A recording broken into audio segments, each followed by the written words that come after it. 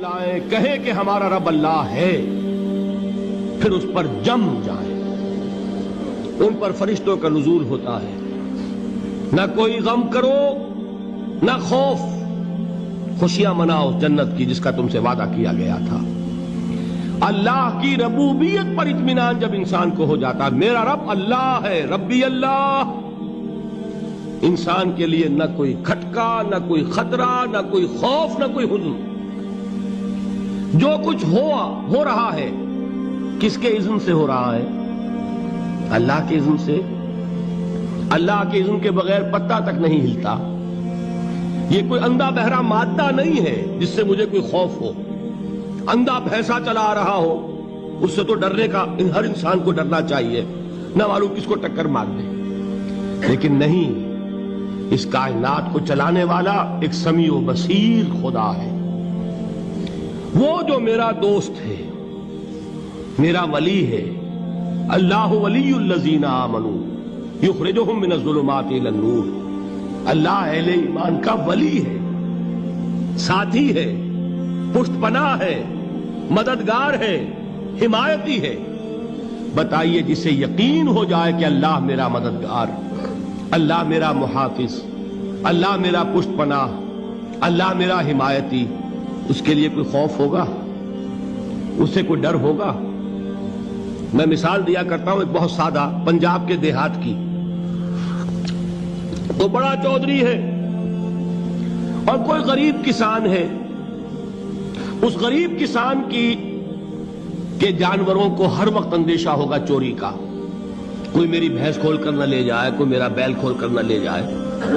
لیکن جس کے بارے میں یہ سب کو معلوم ہو کہ وہ جو بڑا چودھری ہے وہ اس کا دوست ہے، اس کی بچیا کو کوئی خوف ہوگا؟ اس کی بھینس پر کوئی ہاتھ ڈالے گا؟ اسے کوئی اندیشہ ہوگا؟ نہیں۔ کیوں؟ کہ وہ بڑا چودھری، بڑا اس کا یہاں کا سردار، جاگیردار، سب کو معلوم ہے وہ میرا دوست ہے، کوئی میرے خلاف اقدام نہیں کر سکتا۔ اس دنیا میں یہ چھوٹی سی بات اگر آپ کے دلی اطمینان اور سکون کا باعث بن سکتی ہے تو ذرا تصور کیجئے۔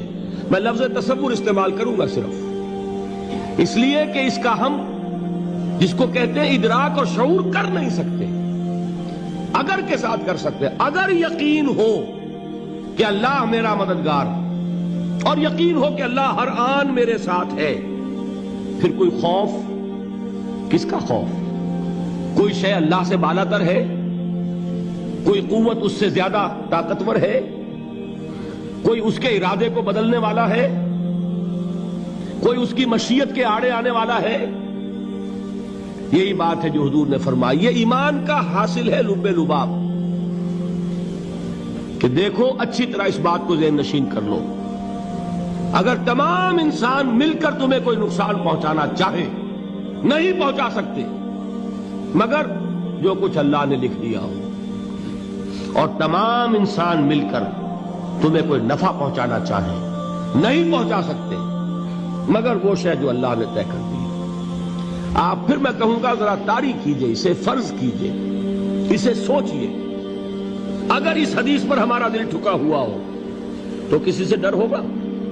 یہ مجھے نقصان نہ پہنچا دے، یہ میری رپورٹ خراب نہ کر دے، یہ میری انکریمنٹ نہ رکوا دے، یہ میرا یہ نہ بگاڑ دے، یہ میرے یہ نقصان نہ پہنچا دے۔ اس کا ڈر، اس کا ڈر، اس کا خوف، اس کی خوشامد، اس کے لیے جا کر طرح طرح سے اپنی عزت نفس کو ذلیل کروانا اس کے سامنے، یہ سب کچھ کیوں کرتا ہے انسان؟ جب سمجھتا ہے کہ اس کے ہاتھ میں میرا کوئی نفع ہے، اس کے ہاتھ میں میرے لیے کوئی ضرر ہے، یہ مجھے کوئی غضب پہنچا سکتا ہے، یہ مجھے کوئی نقصان پہنچا سکتا ہے، یہ میرا کوئی کام بنا سکتا ہے، یہ میری کوئی ضرورت پوری کر سکتا ہے، اسی کا نام شرک ہے۔ جہاں آپ نے یہ سمجھا کہ غیر اللہ کے اندر کوئی طاقت موجود ہے وہی شرک ہے۔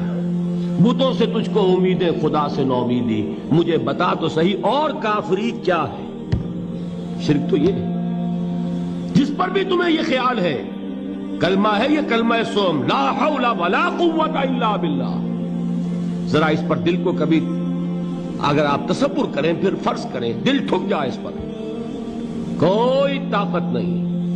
یہی بات تھی جو شیخ عبد القادر جیلانی رحمت اللہ علیہ نے اپنی وصیت میں اپنے بچے سے کہی.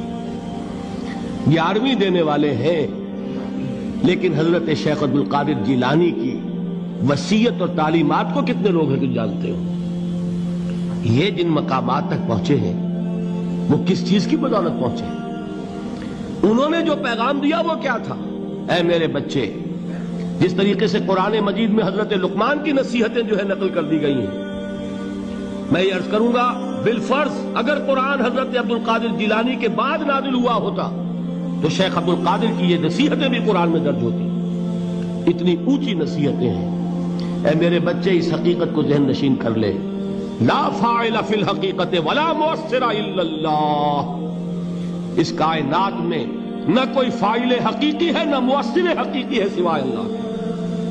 کسی شے میں کوئی تاثیر نہیں اگر اللہ نہ چاہے. آگ جلا نہیں سکتی اگر اللہ نہ چاہے. پانی ڈبو نہیں سکتا اگر اللہ نہ چاہے. زہر ہلاک نہیں کر سکتا اگر اللہ نہ چاہے. کوئی چیز فائدہ نہیں پہنچا سکتی اگر اللہ نہ چاہے. تو در در پہ کیوں سر جھکاتے ہو؟ در در پر کیوں جبیں سائی کرتے ہو؟ سب کے سامنے کیوں ہاتھ پھیلاتے ہو؟ ایک اللہ سے مانگو. ایک اللہ کے سامنے زمین پر اپنی جبین رکھو. لا فاعل فی الحقیقت ولا مؤثر الا اللہ. نظر آتا ہے ہمیں کہ پانی پیاس بجھا دیتا ہے. پیاس بجھانے کی صلاحیت پانی میں نہیں ہے، اللہ کے اذن سے.